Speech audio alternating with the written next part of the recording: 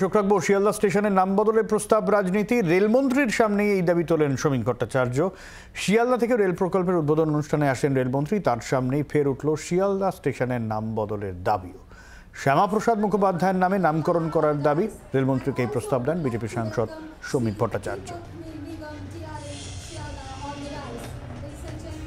দেশভাগের রক্তাক্ত ইতিহাস, সর্বশান্ত হওয়া মানুষ, আজকে তাদের স্মৃতির সঙ্গে জড়িয়ে আছে শিয়ালদা স্টেশনের নাম।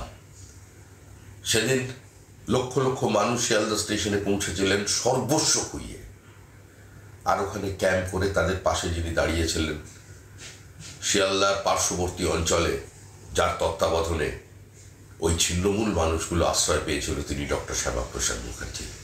এই পশ্চিমবঙ্গ যা সৃষ্টি, তিনি ডক্টর শ্যামাপ্রসাদ মুখার্জি। তাই আজকে রেলের একটি বিশেষ অনুষ্ঠানে উদ্বোধন করতে এসেছিলেন রেলমন্ত্রী শ্রী অশ্বিনী বৈষ্ণব। আমি তার উপস্থিতিতেই আমাদের দীর্ঘদিনের দাবি যে শিয়ালদা স্টেশনের নাম ডক্টর শ্যামাপ্রসাদ মুখার্জির নামে নামাঙ্কিত হোক, এটা তার সামনে রেখেছি। তাকে ব্যক্তিগতভাবেও বলেছি, তিনি বলছেন আমি নিশ্চয়ই বিষয়টি বিবেচনা করব।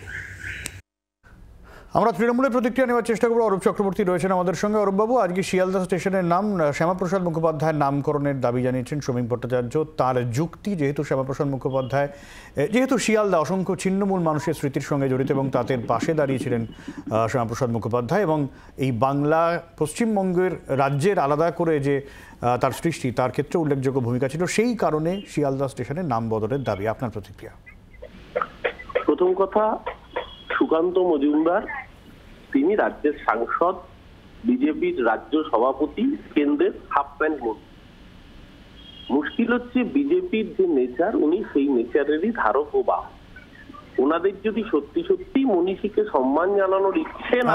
অরূপবাবু, আমি একটু বলে দিই, শ্রমিক ভট্টাচার্য এই দাবি তুলেছেন। শ্রমিক ভট্টাচার্য দাবি তুলে, শ্রমিক ভট্টাচার্য রাজ্যসভার সাংসদ।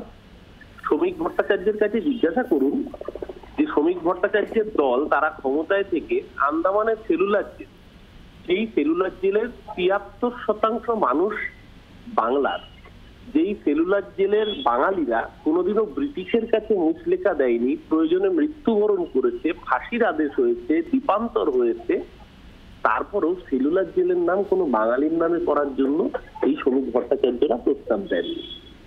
বিজেপি কার হয়ে প্রস্তাব দিল? যে ব্রিটিশের কাছে 6 বার মুচলেখা লিখলো, বললো আমি সারা জীবন ব্রিটিশ প্রভুর অনুরক্ত থাকবো, আমাকে যেন জেল থেকে মুক্তি দেওয়া হয়, সেই সাভারকারের নামে। পার্থক্যটা এখানেই, এরা দেশের স্বাধীনতা সংগ্রামে ছিল না। আজকে মহাত্মা গান্ধীর জন্মদিন, যারা গান্ধীর মূর্তিতে মালা দিচ্ছে, তারপরে বেরিয়ে এসে গডসের মূর্তি, গান্ধীর হত্যাকারী গডসেকে মালা দেয়, তাদের থেকে ভারতবর্ষের মানুষ স্বাধীনতা সংগ্রাম, দেশপ্রেম, ভারতবর্ষের গঠন কোনো শিক্ষাই নেবে না। ওনারা এইসব নিয়ে যত কম কথা বলবেন তত ভালো, যত মুখ কম খুলবেন তত ভালো।